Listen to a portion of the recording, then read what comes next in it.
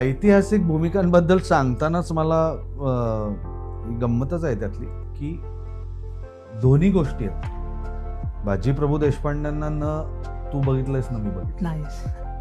न तानाजीराव मालुसरेंना तू बघितलंय ना मी बघितलं. पण मग काय आहे, आपल्याकडे काय आहे, त्यांचं अवेलेबल काय आहे? तर आपल्याकडे बाजींचा पुतळा आहे, पण हो.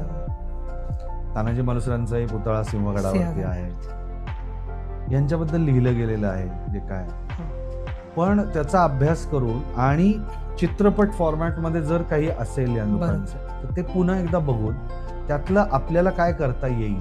आता फॉर एक्झाम्पल माझ्यासमोर कायमच भालजी पेंढारकरांचा छत्रपती शिवाजी हा चित्रपट असल्यामुळे त्यात बाजीप्रभू देशपांडेंची भूमिका केली होती वसंतराव पैलवान नावाचे एक नट होते.